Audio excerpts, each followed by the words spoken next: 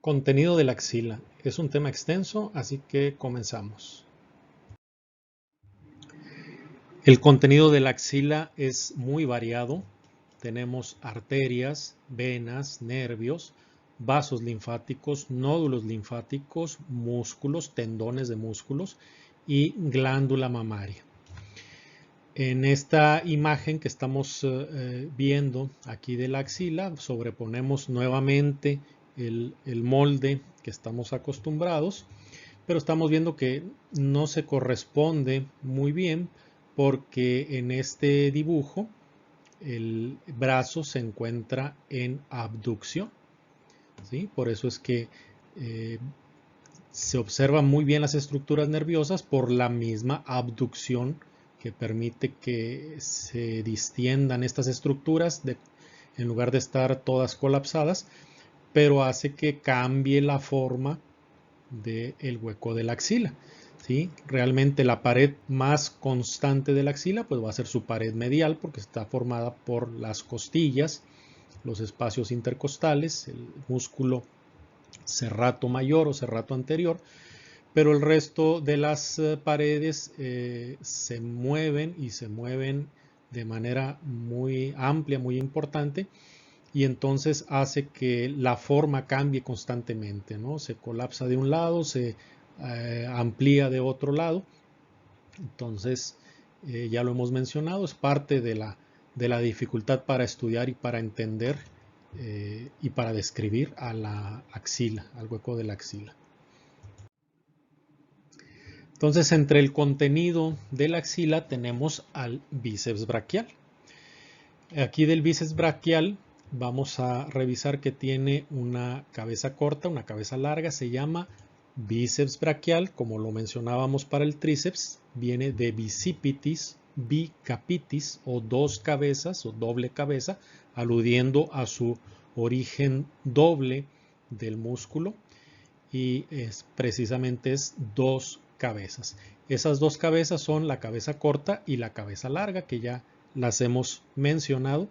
La cabeza corta se va a originar en el vértice de la apófisis coracoides, ¿sí?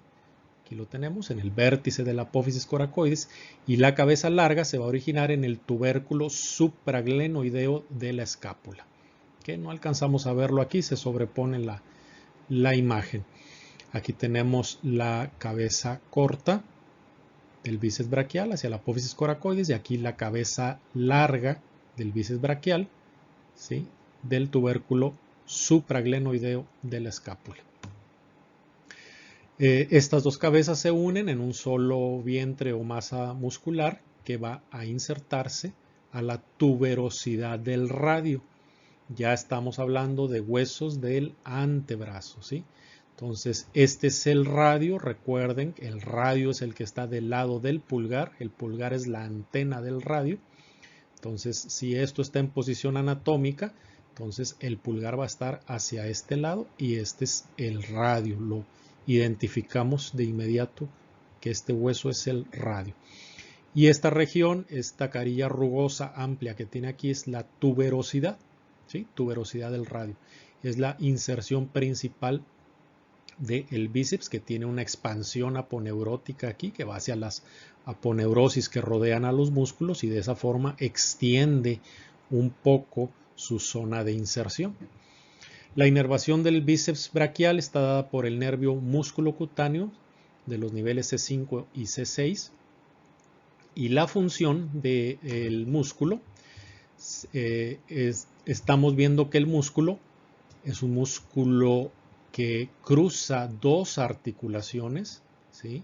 Entonces puede actuar en la articulación glenohumeral y en la articulación del codo. Es un potente flexor y supinador del antebrazo, ¿sí? O sea, estas son funciones aquí. Es flexor del antebrazo o flexor del codo y supinador del antebrazo. Ya sabemos qué es la supinación, que es esta su acción más potente, pero también como cruza sobre sus dos tendones sobre la articulación glenohumeral, también va a ser un flexor accesorio del brazo en la articulación glenohumeral. O sea que va a flexionar, ayudar, apoyar en la flexión del brazo, que la flexión, recuerden, es llevar el brazo hacia adelante. Sobre todo, como es una acción secundaria, pues es cuando el brazo esté extendido, va a apoyar a los músculos en hacer la flexión y por lo menos regresarlo a la posición anatómica, a la posición neutral. También se menciona entre sus funciones que evita el desplazamiento superior de la cabeza del húmero, ¿sí? Entonces, estamos hablando específicamente de la cabeza larga, ¿sí? El tendón de la cabeza larga, por la forma en que está colocado, que rodea por arriba la cabeza del húmero, evita que éste se desplace más hacia arriba, que de por sí el hueso, el acromion también y la coracoides, de alguna manera también están evitando que se desplace demasiado hacia arriba. ¿Qué significa esto? Evita el desplazamiento superior de la cabeza del húmero. Pues una de las funciones que hemos dicho principales o importantes de los músculos es estabilizar articulaciones. Entonces, esto que evita el desplazamiento superior de la cabeza del húmero, esto quiere decir estabiliza la articulación glenohumeral. Y esto lo hace, pues obviamente no solo, ¿sí? Aquí tiene el manguito de los rotadores que también son estabilizadores importantes y poderosos de la articulación glenohumeral. Ahora este músculo es un potente supinador. Vamos a ver los muñequitos. Este nos está representando este movimiento que es el más potente, la flexión, ¿sí? La flexión del antebrazo a nivel del codo. Y este, como está cruzando, haciendo su fuerza, cruzando esta articulación, lo que va a hacer es la, ¿sí?, flexión accesoria del brazo en la articulación glenohumeral. También el músculo es un potente supinador, ¿sí? Esta es la posición de la supinación. Y es, aquí ya no estamos viendo el brazo, pero si recuerdan la inserción, el origen del bíceps es más medial que su inserción aquí en la tuberosidad del radio, que es más lateral con respecto al eje del húmero. Entonces, al hacer su función, también va a ser un supinador del antebrazo en la articulación del codo. Entonces, la supinación, decíamos para recordarlo, que es la mano en suplicar, ¿sí? O sea, la mano hacia adelante. Esa es la supinación. Y la pronación es la mano, la palma. Al decir la mano hacia adelante nos referimos a la palma. La palma hacia atrás o el dorso hacia adelante es la pronación o es la mano para pegar, ¿sí? Para empuñar. Entonces la supinación y la pronación ocurren cuando el extremo proximal del radio en el antebrazo gira sobre sí mismo, ¿sí?, y el extremo distal del radio gira sobre la ulna, el extremo distal de la ulna o el cúbito. Entonces aquí gira sobre su propio eje y aquí se desplaza, vean cómo pasa de esta posición al girar la mano, se desplaza junto con la mano, ¿sí?, y esto es lo que va a permitir los movimientos de supinación y pronación. Es el movimiento en estos dos puntos. Entonces, en la supinación, los dos huesos del antebrazo quedan alineados. En la pronación, los dos huesos del antebrazo quedan cruzados, quedan en cruz. El bíceps braquial es potente supinador del antebrazo, ¿sí? Entonces, para que el bíceps braquial haga su acción, el brazo debe estar primero en pronación, ¿sí? La posición anatómica, recuerden que es con las palmas hacia adelante, justo como está aquí, o sea, con el antebrazo en supinación. Entonces, el bíceps braquial hace su acción cuando el antebrazo está en pronación para regresarlo a la posición anatómica con el movimiento que se llama supinación.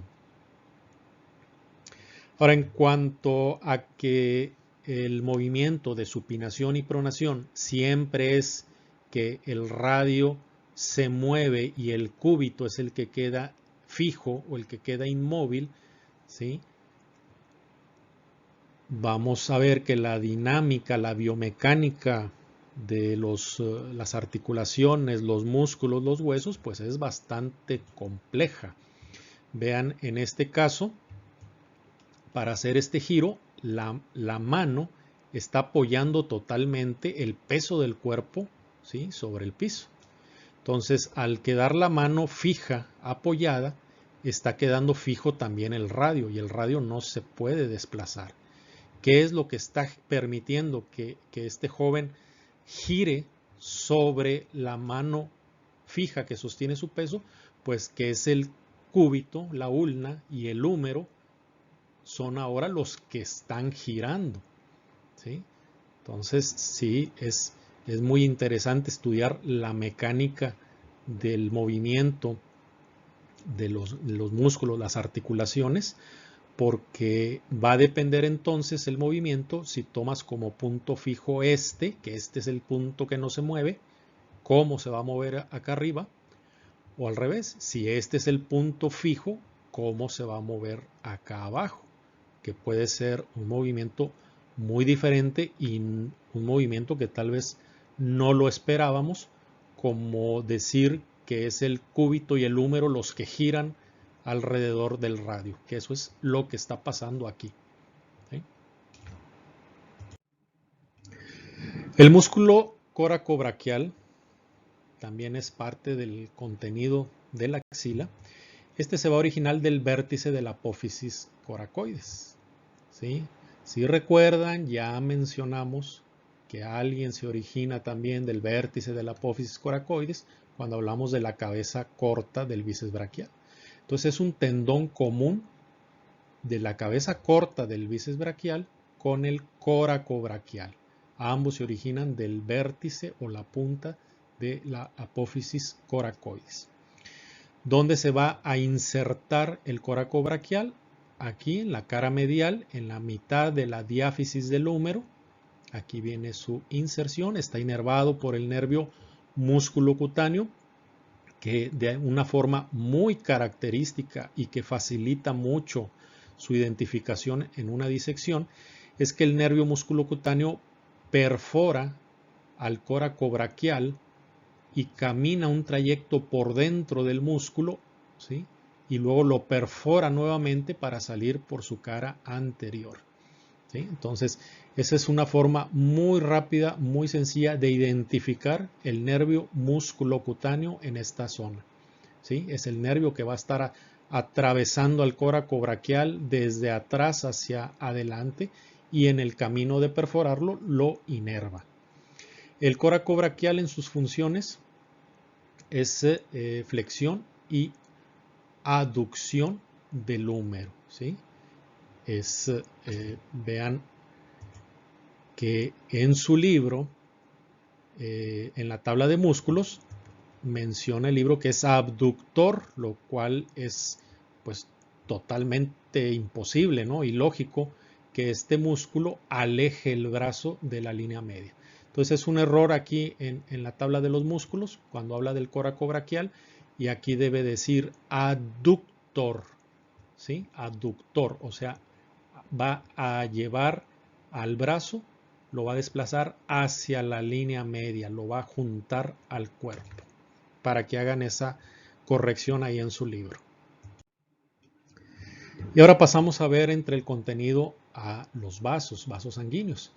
La arteria axilar, esto ya lo habíamos visto, vamos a repasarlo aquí un poco, el esquema donde estábamos señalando de la aponeurosis clavipectoral. Tenemos a la arteria axilar con sus porciones, ¿sí?, que esas porciones están dadas en su relación con el pectoral menor.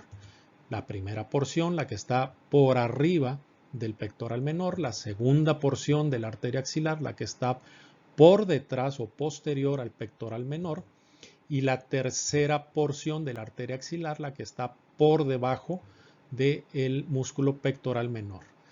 Como se ve en la imagen, la segunda porción de la arteria axilar es la porción más corta de las tres. Ahora vamos a revisar las ramas de esta arteria axilar. Aquí veíamos el vaso que es la misma arteria, vaya, es el mismo tubo, la misma manguera, pero esto va cambiando de nombre conforme va entrando o saliendo de diversas regiones.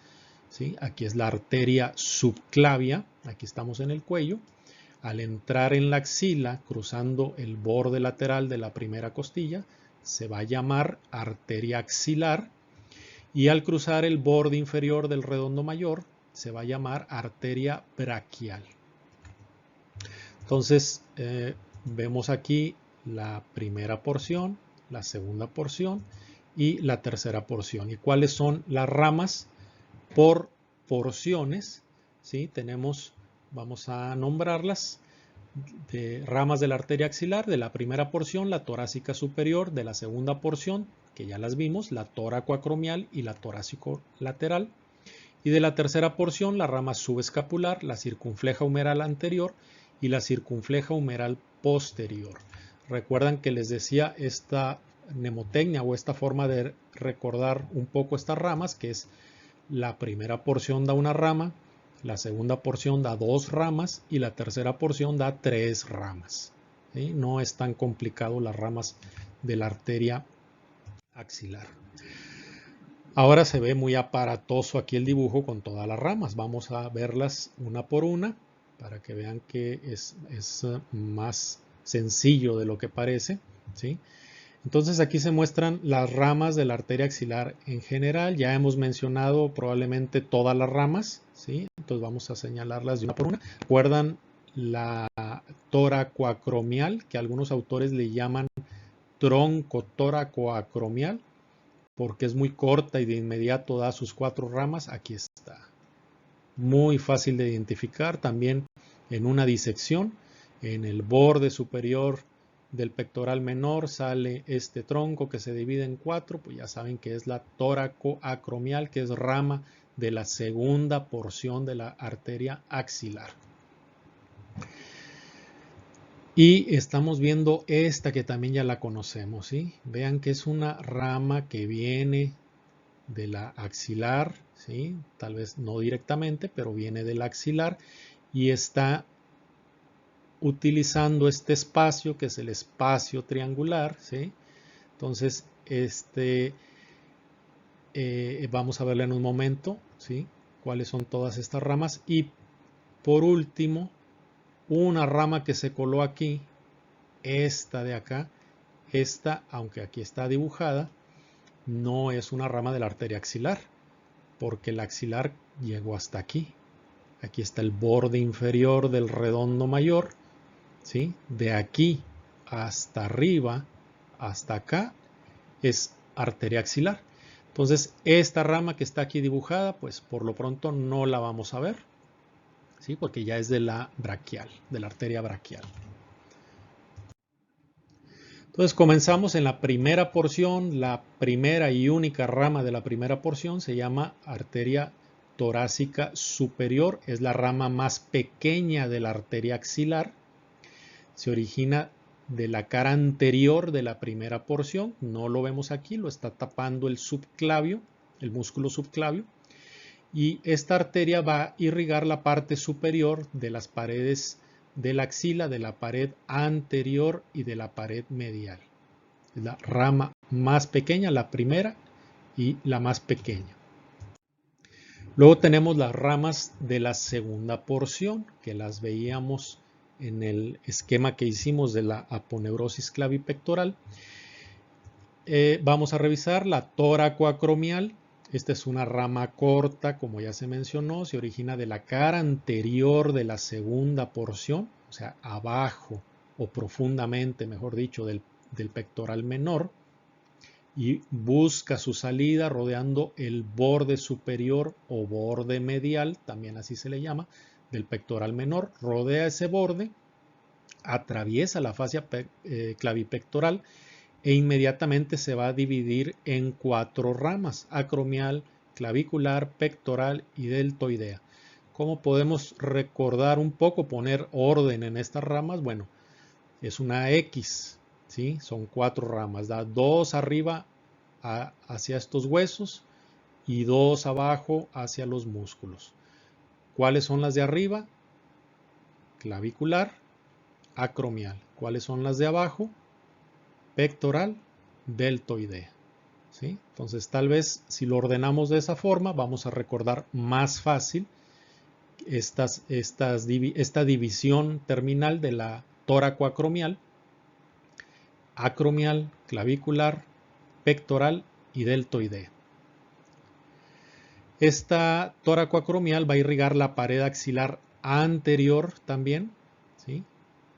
Y las regiones cercanas. La rama pectoral irriga a la mama. La rama deltoidea pasa por el triángulo clavipectoral con la vena cefálica. Vamos a verlo más adelante, eso está superficial. Aquí lo tenemos, ¿sí? Este espacio, esta perforación, por ahí va a salir la tóraco-acromial y dar estas ramas también que se van a distribuir en esas 4 direcciones. La rama deltoidea sigue el triángulo clavipectoral, que todavía no lo vemos aquí hasta que no veamos el músculo pectoral. Por eso se llama triángulo clavipectoral, porque está formado en parte por el músculo pectoral, que aquí está cortado casi totalmente.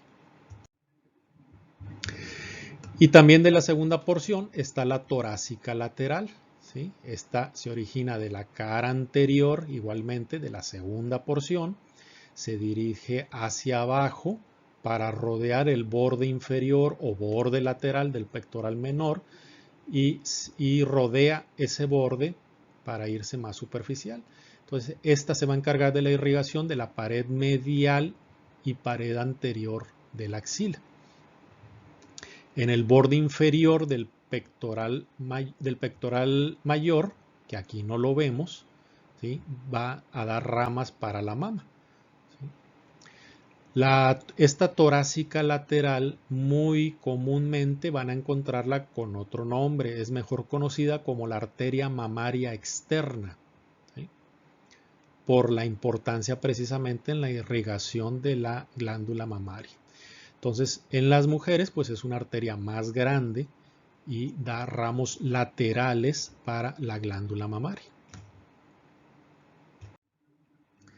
De la tercera porción tenemos la subescapular, que es la rama de mayor tamaño, ¿sí? La de menor tamaño era la torácica superior de la primera porción. La de mayor tamaño es la subescapular de la tercera porción. Entonces, la más pequeña es la que está más arriba y la más grande es la que está más abajo. Entonces, esta subescapular se origina de la cara posterior de la tercera porción. Aquí el dibujante la está colocando en la cara anterior, ¿sí?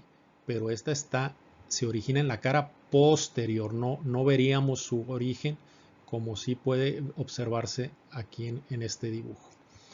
Dice el libro que esta subescapular sigue el borde inferior del músculo subescapular. No es así, porque seguir el borde es que hiciera este trayecto, que siguiera el borde precisamente del subescapular. Lo que hace es que se dirige inferiormente ahora sí, al borde inferior del subescapular, y ahí se va a dividir en ese camino, se va a dividir en la circunfleja escapular y en la tóraco dorsal, ¿sí? Esta va a dar la principal irrigación a la pared posterior de la axila y también participa en la región posterior de la escápula, ¿sí? Ya lo mencionábamos, vamos a recordar un poquito esa circunfleja escapular. Esta atraviesa el espacio triangular, el que está formado en esta vista por el subescapular, el redondo mayor, la cabeza larga del tríceps. Es el espacio triangular, son 3 límites. Rodea el borde inferior del redondo menor, eso ya es pasando el espacio triangular, o lo perfora en ocasiones para llegar a la fosa infraespinosa. Entonces, esta circunfleja escapular, vamos a ver más adelante también cómo se va a anastomosar con otras, con la supraescapular, con la dorsal de la escápula, que es la rama profunda de la cervical transversa, y contribuye al plexo anastomótico de la escápula. Entonces la circunfleja escapular está pasando a través del espacio triangular. Aquí lo estamos viendo por delante, por la región de la axila. Aquí lo vemos más claramente, el espacio triangular, y ya lo habíamos mencionado que el contenido o las estructuras que pasan pues son la arteria y la vena circunfleja escapular.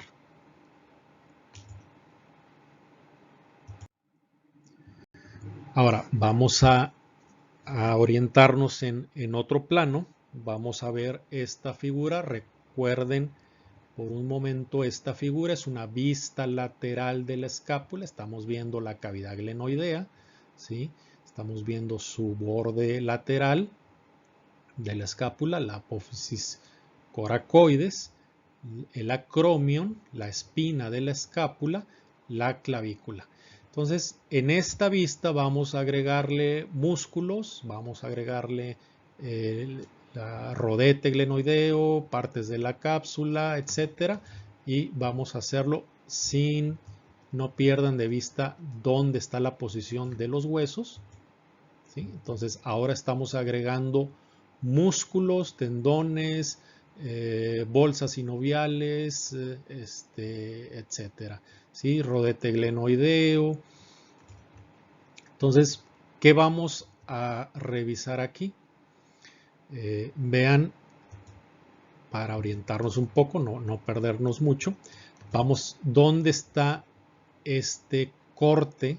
¿Dónde estamos? En esta zona, precisamente, porque si se fijan, estamos como si se hubiera arrancado aquí el húmero, no se cortó, sino que queda la cavidad del hueco, ¿sí? Se cortó la cápsula articular, queda la cavidad glenoidea, queda el rodete glenoideo, la membrana sinovial, pero la cabeza del húmero se retiró. Entonces el nivel del corte que estamos viendo también con los músculos, pues podemos considerar que es en este nivel, ¿sí? Entonces vean aquí cómo el subescapular y el redondo menor están sus bordes inferiores a la misma altura. Este es el subescapular. Aquí lo tenemos por delante, su tendón por delante de la articulación glenumeral, el subescapular, su borde inferior, y viene, si recuerdan cómo estaba el hueso, viene de la fosa subescapular, ¿sí? Y el redondo menor que lo tenemos aquí, ¿sí? Este es el redondo mayor, esta es la porción larga del tríceps, ¿sí? Entonces vean cómo está a la misma altura el borde inferior del subescapular con el borde inferior del redondo menor, y ambos van a formar parte del espacio triangular, ¿sí? Si lo vemos por delante, vamos a ver al subescapular. Si lo vemos por detrás, vamos a ver que es el redondo menor. Y este es el espacio por el que va a pasar la circunfleja escapular de la región axilar, de la axila, a través de la pared posterior para dirigirse a la región posterior de la escápula para salir aquí, ¿sí? Aquí es donde se mete entre las fibras o perfora del redondo, y luego va por debajo del infraespinoso y se anastomosa con otras arterias. Entonces aquí estamos viendo, estamos estudiando que no es frecuente que se los presenten así, el espacio triangular, pero visto lateralmente, ¿sí? Entonces, ese espacio triangular, incluso los otros espacios, no son figuras planas, ¿sí? Son prismas, ¿sí? Son figuras en tercera dimensión, son huecos importantes.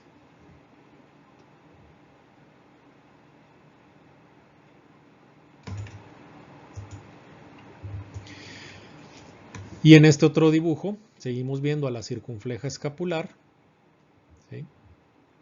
Pero lo que quería que vieran en este dibujo es que aquí la arteria subescapular sí la están pintando, que se origina de la cara posterior, ¿sí? Aquí está la subescapular y aquí da la tóraco-dorsal y aquí da la circunfleja escapular, y luego la circunfleja escapular da sus dos ramas para anastomosarse ampliamente con las otras de la región y hacer esa zona o región o círculo anastomótico de la escápula. La otra rama de la subescapular, que si la vemos aquí, la subescapular es muy corta cuando luego ya se divide en dos. La tóraco-dorsal sigue el borde lateral de la escápula hasta el ángulo inferior, se adhiere a la pared posterior del dorsal ancho y entra formando su principal pedículo vascular. También ya lo habíamos comentado en otra clase, que esto es clave para los colgajos de dorsal ancho y de piel. La tóraco-dorsal es una arteria que de verdad se la rifa para irrigar casi solita a todo este músculo, ¿sí? Y es lo que permite la realización de esos colgajos tan importantes, tan socorridos para reconstrucciones en las zonas adyacentes. Esta arteria tóraco-dorsal va a irrigar las paredes posterior y medial de la axila. Ahora, de la tercera porción tenemos tres ramas. Aquí siguiendo está la circunfleja humeral anterior, que aquí vemos algo curioso, dice el libro. Es un vaso pequeño si se compara con la arteria circunfleja humeral posterior. Así debería decirlo siempre. Cuando diga que una estructura es pequeña, es grande, es en relación con quién o con quién lo estás comparando. Entonces, al hablar de la circunfleja humeral anterior, nos dice es un vaso pequeño si se compara con la arteria circunfleja humeral posterior. Entonces, esta circunfleja humeral anterior se va a originar de la cara lateral de la tercera porción de la axila, ¿sí? Va anterior al cuello quirúrgico del húmero y se va a unir lateralmente con la arteria circunfleja humeral posterior. La arteria circunfleja humeral posterior también se va a originar de la cara lateral de la tercera porción de la arteria axilar, inmediatamente posterior o por detrás al origen de la circunfleja humeral anterior, ¿sí? Prácticamente se originan en el mismo sitio, ¿sí? La anterior por delante y la posterior por detrás. Y esta circunfleja humeral posterior junto con el nervio axilar sale de la axila por el espacio cuadrangular, que aquí lo estamos viendo, rodea el cuello quirúrgico del húmero, ¿sí? Y por detrás, y se anastomosa con la circunfleja humeral anterior y también con ramas de la braquial profunda, de la supraescapular y de la tóracoacromial. O sea, participa también activamente en un círculo anastomótico de la articulación glenohumeral. Aquí tenemos el círculo anastomótico de la escápula, la circunfleja de la escápula, ¿sí? Se anastomosa con la supraescapular y la dorsal de la escápula, que es rama profunda de la cervical transversa. Ahora, lo que no nos dice el libro cuando nos está dibujando, nos está señalando aquí el origen, ¿sí? Es que este dibujo es una variación anatómica. La arteria dorsal de la escápula se origina de la tercera porción de la arteria subclavia. ¿Sí? Aquí está la subclavia, directamente de la subclavia. Solamente en una tercera parte de los casos ocurre como lo muestra el dibujo, que se origina como la rama profunda, ¿sí? Como la rama profunda de la arteria cervical transversa. La cervical transversa es rama del tronco tirocervical de la arteria subclavia. Entonces, las ramas que se originan también del tronco tirocervical, la supraescapular y la dorsal de la escápula, también se pueden originar directamente de la tercera porción de la subclavia. Como mencionamos en algún momento, puede haber mucha variación, muchas variantes en el origen de estas arterias en esta zona. Pero sí que recordemos que esta imagen es una variante, no es lo más común. Lo más común es que esta arteria se origine directamente de la subclavia. Y aprovechando esta imagen, vean aquí la unión entre las ramas de la braquial profunda. Esta es la braquial profunda, o sea, esto ya no es del tema de ahorita. Recuerden que lo mencionamos, que la braquial profunda no cuenta como rama del axilar, porque es rama de la braquial, pero las ramas de la braquial profunda se anastomosa con las ramas de la circunfleja humeral posterior. Y las ramas de la circunfleja humeral posterior, que es así rama del axilar, vean cómo se une acá con otras ramas para cerrar o formar también un círculo anastomótico para la articulación glenohumeral.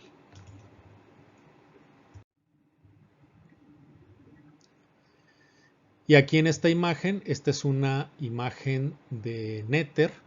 Aquí la dorsal de la escápula sí se origina de la tercera porción de la subclavia y no del tronco tirocervical. Aquí está la dorsal de la escápula cuando se dirige inmediatamente hacia atrás a seguir el borde medial de la escápula.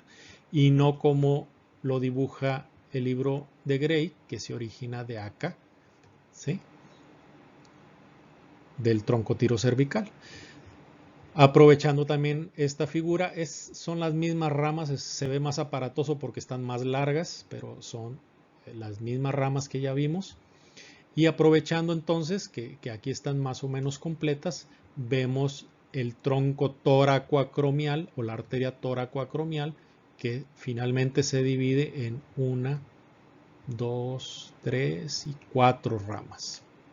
¿Sí? Acromial, clavicular, pectoral y deltoidea.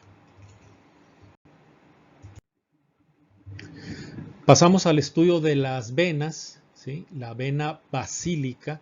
Esta vena basílica es una vena del brazo, se encuentra en el borde inferior del redondo mayor, que en ese sitio va a cambiar de nombre y se va a convertir en la vena axilar. Esta vena basílica es una vena superficial del antebrazo que en la mitad del brazo se va a volver profunda, ¿sí? Vamos avanzando. Si quitamos el pectoral mayor, vemos a la vena basílica, que es esta, y al cruzar el borde inferior del redondo mayor se va a cambiar de nombre y se va a convertir en vena axilar. Es una vena superficial, o sea, es una vena que viene, ¿sí?, de superficial, y si esta vena va a terminar en el hueco de la axila, o sea, se hace profunda, necesita perforar la fascia profunda en algún momento, ¿sí? Entonces, la vena basílica es una vena superficial del antebrazo que en la mitad del brazo se vuelve profunda. Aquí es donde perfora a la fascia profunda. Esta vena va a drenar la cara posteromedial de la mano y del antebrazo. La vena axilar, ¿sí? Ahora estamos de aquí hacia arriba. La vena axilar está medial y anterior, o sea, está por delante y por dentro de la arteria axilar. Y es un trayecto, es una posición que viene desde acá arriba, desde la subclavia, ¿sí? Mencionábamos que la vena subclavia está por delante de la arteria subclavia. Y así va a continuar, la vena axilar está por delante de la arteria axilar, ¿sí? Y así se va a continuar. Entonces, la vena axilar viene por delante y medial y por dentro de la arteria, y al cruzar el borde lateral de la primera costilla se va a convertir en vena subclavia. En esta otra imagen, pues aquí la tenemos, viene la vena basílica, aquí se profundiza, perfora la fascia profunda, o sea, viene de la fascia superficial, entra a la fascia profunda, ¿sí? Y aquí ahora se va a convertir, al cruzar el borde inferior del redondo mayor, se va a convertir en la vena axilar y luego en la vena subclavia. Ahora, la vena cefálica. Esta vena cefálica drena la cara posterolateral de la mano, del antebrazo. No lo menciona el libro, pero también es esta es la vena cefálica. También es una vena que es superficial, ¿sí?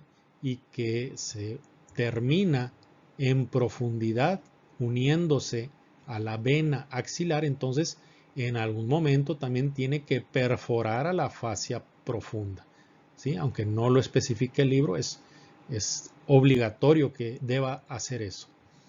En el hombro, esta vena cefálica pasa por el triángulo clavipectoral, ¿sí? El triángulo clavipectoral está formado entre el pectoral mayor y la clavícula, y es un espacio, una separación también entre las fibras del músculo pectoral mayor y las fibras del músculo deltoides. Como que se forma un surco que va ocupando esta vena cefálica y se va haciendo cada vez más profunda, y en este sitio va a perforar, ya sabemos, a la fascia clavipectoral, ¿sí? Para unirse a la vena axilar. Esta vena cefálica es, aquí la vamos a ver, es superficial también del antebrazo, y más arriba que la vena basílica, más arriba es cuando se va a hacer profunda, a perforar la fascia profunda. Esta es un sitio frecuente para canalizar y administrar líquidos, ¿sí? La vena cefálica. Igual en el pliegue del codo puede ser pues cualquiera de estas dos. Realmente los líquidos, los sueros que se administran a través de estas, finalmente van a seguir un camino común, ¿sí? Que es el de la vena axilar.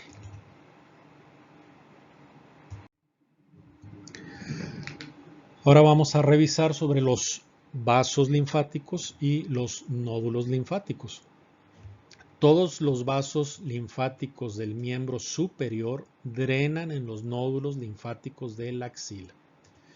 La extremidad superior, la zona superior de la espalda, el hombro, el cuello inferior, el tórax, la porción superior anterolateral de la pared abdominal y el 75% de la glándula mamaria, todo eso va y drena en los nódulos linfáticos de la axila, ¿sí?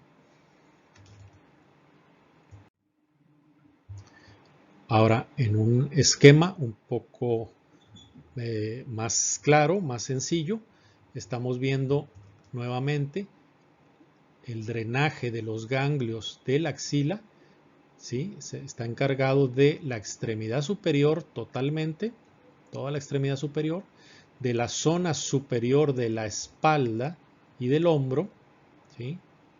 Espalda y hombro, el cuello inferior, el tórax en la porción superior, ¿sí? Y en la porción abdominal es superior anterolateral, ¿sí? De la porción abdominal. Entonces, esta zona que está aquí limitada de color verde es el mismo lado, ¿sí? Lo estamos viendo aquí, el lado derecho de frente, y aquí estamos viendo por detrás el lado derecho. Toda esta es la zona donde la irrigación, el drenaje linfático va a ir hacia los nódulos de la axila. ¿Por qué decimos que el 75% del drenaje de la glándula mamaria? Porque el resto del drenaje, que sería entonces un 25%, ese 25% va hacia la mama del lado contrario, ¿sí? O sea, es drenaje que cruza hacia el lado contrario o que de aquí de la mama va hacia ganglios abdominales, ¿sí? Por eso el 75% del drenaje linfático de la mama va hacia la axila, ¿sí? Importante conocer esto porque cuando estás buscando lesiones metastásicas, por ejemplo, de la glándula mamaria, no solamente debes limitarte a la axila, porque según el drenaje linfático puede ser al lado contrario a la mama que supuestamente está sana, siendo esta la del tumor, o puede ser hacia ganglios abdominales.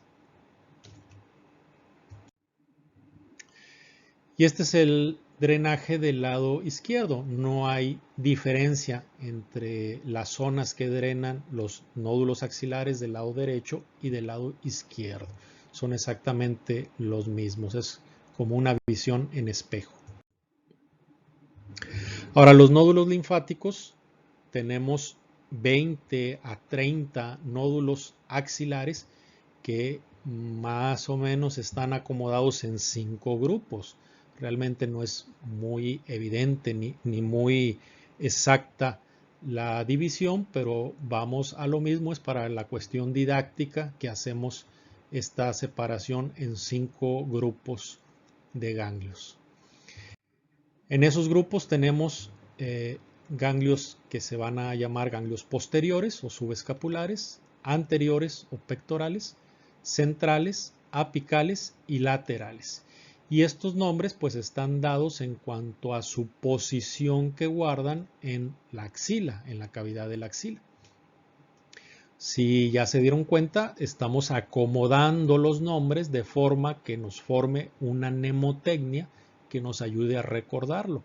Y aquí la mnemotecnia es Pacal, ¿sí?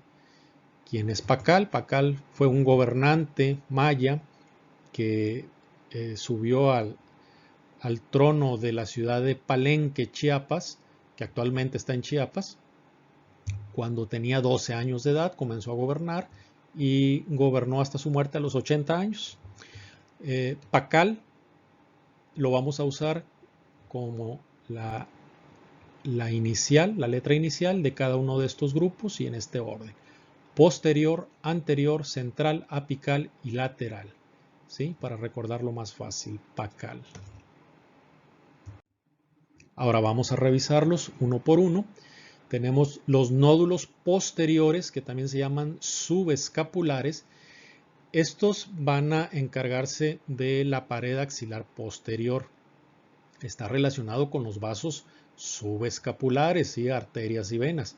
Drenan la pared axilar posterior, drenan la espalda, por eso veíamos que venía también de la espalda y de la parte baja del cuello y del hombro, es por medio de estos ganglios. Y sigue a los vasos subescapulares. Entonces, estos vasos que están drenando la espalda, la parte superior de la espalda, del hombro y la parte inferior del cuello en la región posterior, pues ¿por dónde van a entrar a la axila? ¿Sí? Pues obviamente por los espacios comunicantes que tenemos ahí, ¿sí? Que son el espacio cuadrangular y el espacio triangular.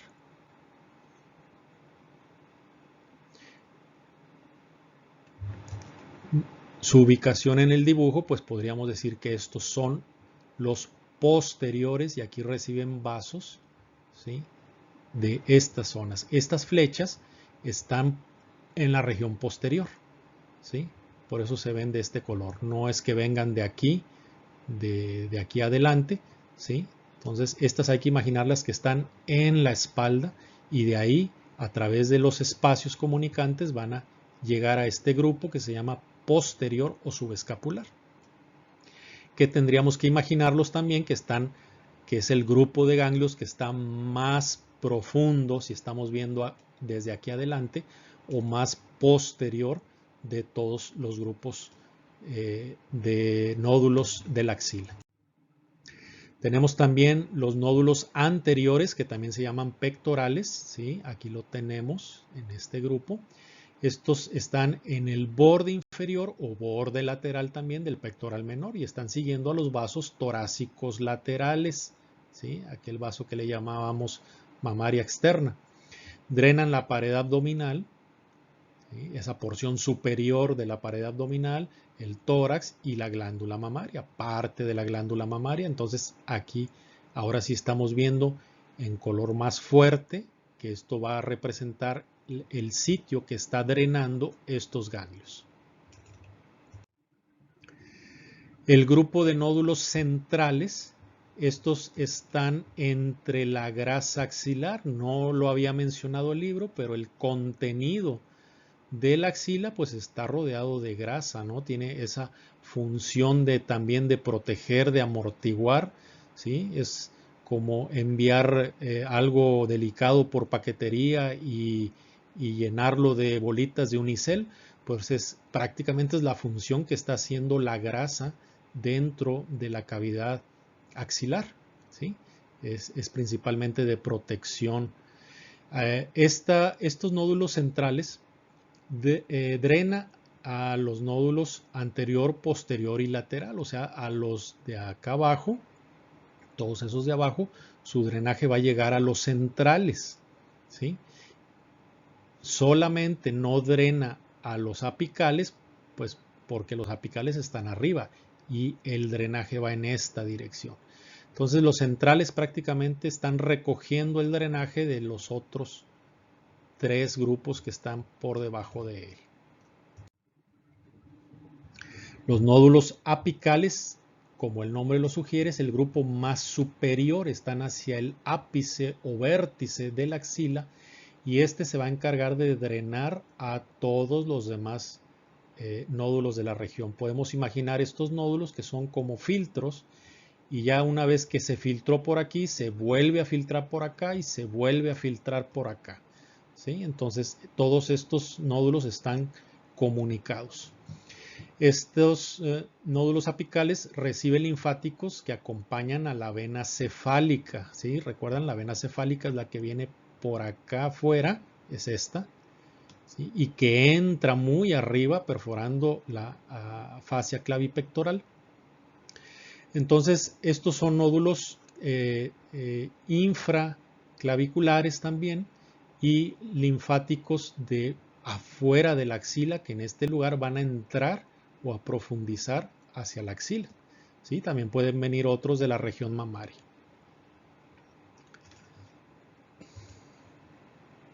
Este también forma parte de los apicales, que son los infraclaviculares, se les considera también parte de los apicales. Ahora los nódulos laterales, que también se llaman humerales, estos están posteromedial a la vena axilar, ¿sí? O sea, están por detrás y medialmente a la vena axilar, entonces van a estar por delante y medial a la arteria axilar. Están entre la arteria y la vena medialmente. Y estos nódulos laterales drenan la mayor parte del miembro superior, ¿sí? Excepto a la zona que drena los nódulos que acompañan a la vena cefálica, que son los infraclaviculares.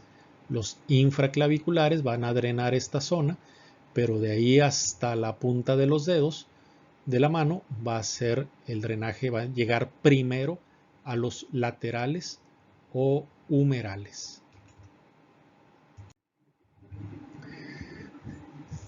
Tenemos esta otra imagen, se antoja mucho más compleja porque ciertamente están agregando nódulos linfáticos de otros grupos, ¿sí? Por ejemplo, aquí tenemos los que estamos mencionando, los posteriores, los que están más hacia el fondo, más hacia atrás, los anteriores o pectorales, los del grupo central, los apicales y los laterales o humerales. Ahora vemos muchísimos más ganglios, ¿no? Las cadenas ganglionares aquí son importantes. Entonces también tenemos ganglios intercostales, ganglios infraclaviculares también, ¿sí? Ganglios aquí cervicales profundos. Entonces sí, puede ser un poco difícil decir realmente si este nódulo pertenece aquí o pertenece acá, ¿sí? Entonces nuevamente vamos a que esto es para facilitar el estudio de la zona. Entonces la mnemotecnia es PACAL, que es nódulos posterior, anterior, central, apical y lateral. Entonces tenemos, siguiendo la mnemotecnia, tenemos los nódulos 3 en la parte de abajo, tenemos el central en el centro o en el medio, que también nos ayuda a recordarlo, y el grupo apical hacia el vértice. Entonces, como PACAL tiene 2A, ¿sí? Nos ayuda a recordar que una de esa letra A es de apical, ¿sí?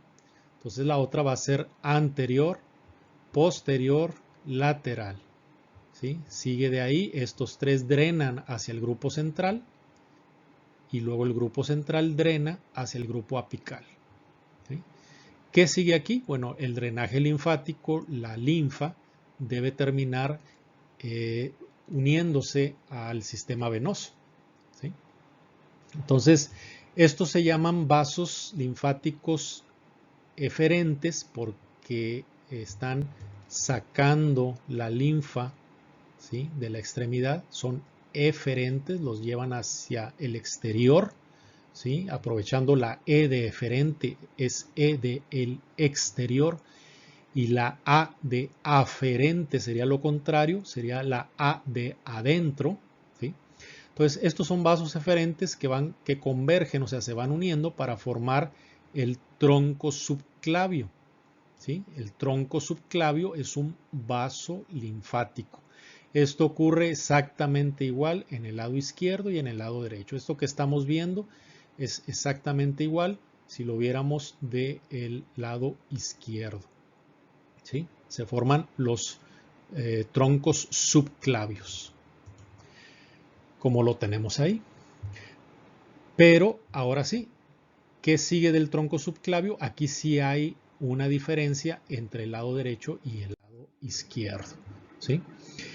Menciona el libro que dice: los vasos eferentes del grupo apical convergen para formar el tronco subclavio. Aquí está hablando del lado derecho, que suele unirse al sistema venoso en el punto de unión entre la vena subclavia derecha y la vena yugular interna derecha en el cuello.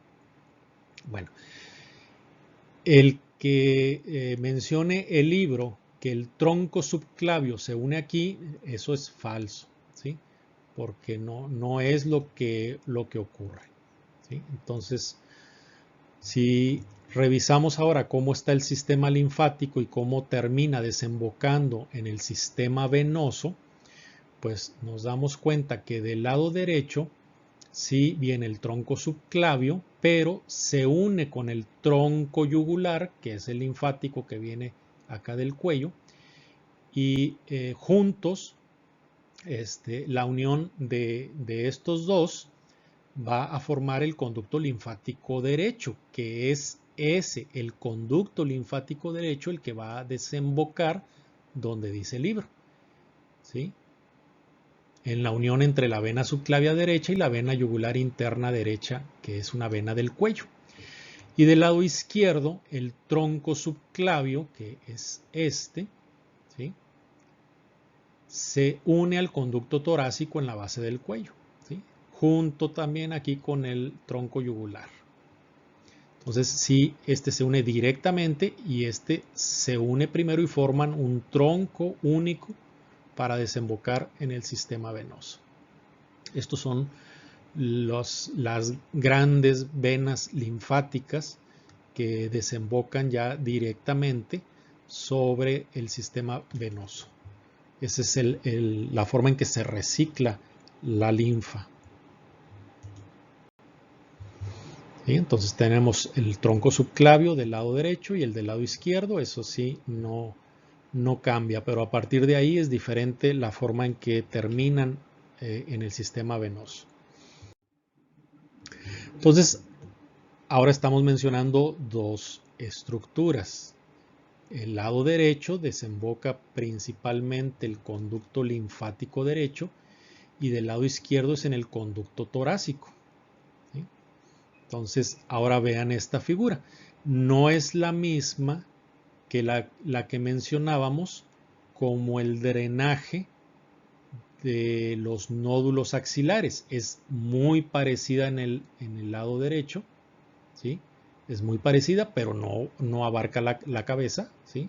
Abarca solamente la porción inferior del cuello, por lo demás es muy parecida, pero esto representa la linfa de estas zonas, es la que va a terminar en el conducto linfático derecho. Entonces, tenemos el tronco, el conducto linfático derecho del lado derecho y del lado izquierdo el conducto torácico.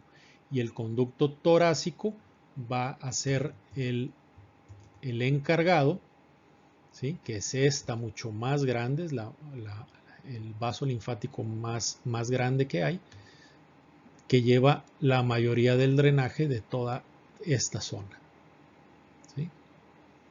Del lado izquierdo y también esta porción, la porción inferior del lado derecho. Entonces, no confundirlo con la figura que presentábamos del drenaje de los nódulos axilares, con esta que es el drenaje del conducto linfático derecho y del conducto torácico. Y ahora el proceso axilar de la glándula mamaria. Si recordamos, en una de las primeras clases decíamos que la mama está en la fascia superficial torácica, ¿sí? Pero la región superolateral se va a extender, ¿sí? Se va a extender por el borde inferior del pectoral mayor hacia la axila. En algunos casos rodea ese borde inferior del pectoral, puede perforar incluso la fascia profunda, ¿sí? Adyacente a los vasos sanguíneos, a los grandes vasos sanguíneos de la axila, y entra en la axila.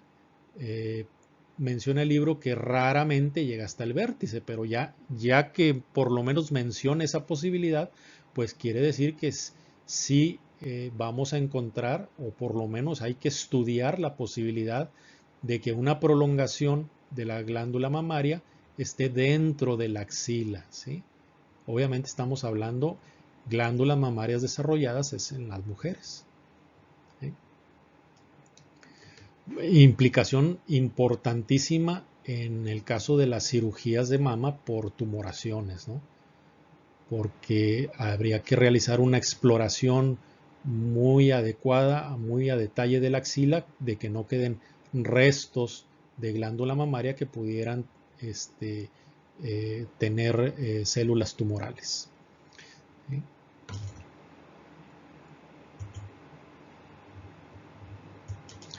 Y esto es algo que se llama la línea mamaria, ¿sí? Es un vestigio, ¿sí? Pero en ocasiones sobre esta línea se puede encontrar tejido glandular de la mama, ¿sí? O sea, restos o fragmentos de glándula mamaria en cualquier lugar de esta zona, y también se puede encontrar incluso pezones supernumerarios que siempre van a estar siguiendo esta zona. No vas a encontrar pezones supernumerarios fuera de esta línea, por ejemplo en la línea media, ¿sí?